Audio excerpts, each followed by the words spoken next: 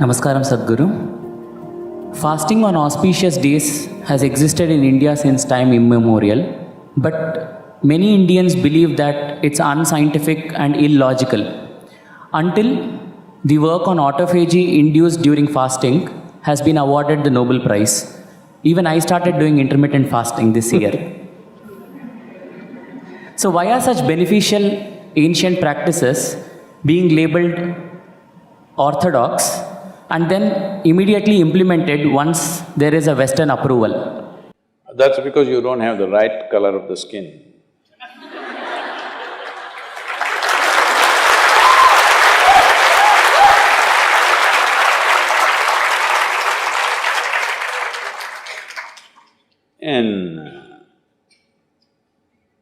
I've been talking about this for 40 years, all right? And I have seen hundreds and thousands of people who just become healthy and well simply because they're not fueling up all the time when the tank is filling. In the yoga center, everybody eats at 10 o'clock in the morning and at 7 o'clock in the evening. Our lives are very physically active. There are no automobiles inside the ashram, it's a large place. Everybody either walks or cycles. Even if you have to go to the dining hall, it's a kilometer. If you want to go to your workplace, it's half a kilometer, 1 kilometer, like this. All the time, people are physically active. So everybody is very hungry. By the time it's 3:30, 4 o'clock in the evening, they're extremely hungry. But we learn to live with that because hunger, empty stomach and hunger are two different things. Hunger means your energy levels start dropping. But empty stomach is a good thing. In the yogic sciences, today modern science also is coming in line with this. But what we know by our experience, you will spend $1 billion to come there. Because research is all about how many $1 million, that's how it is. Your body and your brain works at its best only when your stomach is empty. So we always make sure we eat in such a way, how much ever we eat, our stomach must be always empty within 2 to 2.5 hours' time maximum. So we go to bed hungry always. People think they cannot sleep. They can sleep. On an average, for 25 years on an average, I slept only 2.5 to 3 hours. These days I'm getting little lazy and sleeping anywhere between 3.5 to 4.5 hours in spite of the level of travel that I have. When I say level of travel, if I say my level of travel in the next few days, you will fall off your chair. Yes? Should I tell you? No, not necessarily. Because in the next 10 days, I'm in 5 different countries doing I don't know how many events, all kinds of events. So, you are able to keep this up simply because you don't overeat. It's very, very important. Everybody eats 2 meals. I generally eat only 1 meal, 4:35 in the evening, because I don't like to sit in front of the plate and worry about how much to eat. I like to eat well. So, 4:35 in the evening, if I eat a meal, it's only next day. Is this enough? Am I looking okay? Hello? I'm not looking like your patient, isn't it? I'm not going to come to you because any correction and purification that needs to happen in the body, your stomach needs to be empty. It's very, very important. Otherwise, the purification on the cellular level will not happen. You pile up things and then you have all kinds of problems. The first thing is inertia in the body. Inertia means there are many levels of inertia. If you don't notice all that, the amount of sleep that you have is inertia.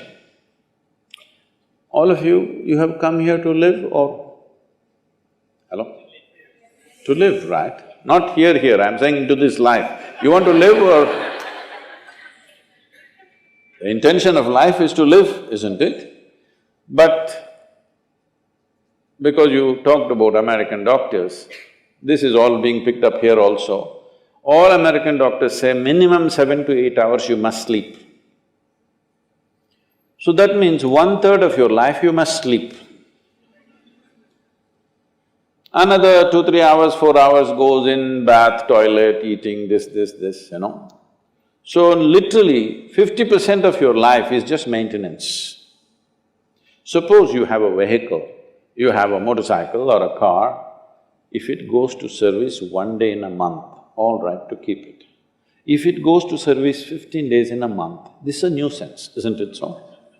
Most people have made their systems into a nuisance because their own body is a big impediment in their life. Anything they want to do, their body will not allow them to do. So in this there are many aspects. One important aspect is people are eating much more than what they should eat. Simply because they have been told, you must eat more, otherwise you will become weak, this, that. No, it is the way you keep your body.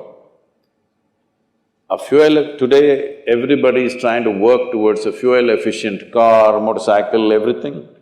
This means what? If the machine runs smoothly, it'll consume less fuel, isn't it? So if you sit here and you are very much at ease, now it'll consume less fuel. If you like this all the time, then it'll consume more fuel, it'll want you to eat.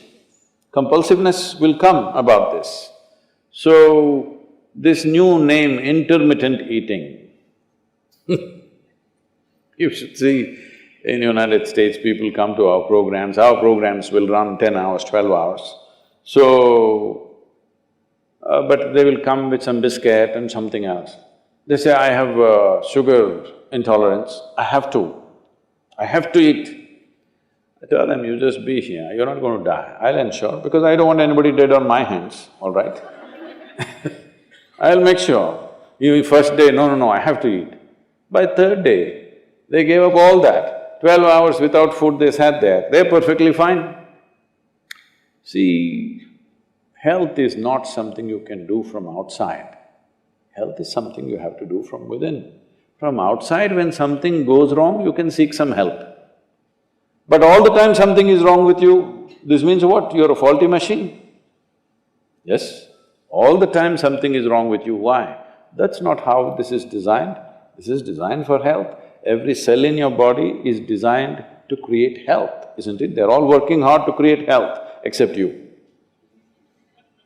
So, minimum 8 hours gap is what is recommended in yoga. Between one meal and the next meal, there must be an 8-hour space. If you do this, you will see half your problems of health, whatever you have health problems, minimum 50% will go away in 6 weeks' time. If you do certain other things which may right now seem little extreme to you, if you have a little yogic practice, something meditative within you, then you will see 90% of your problem will go off. 10% if it still persists, we can treat it. Now, it's become like this, the healthcare systems, especially where there is heavy insurance policies. People are eating and drinking all kinds of rubbish, go to the doctor and say, fix me. This is not how it works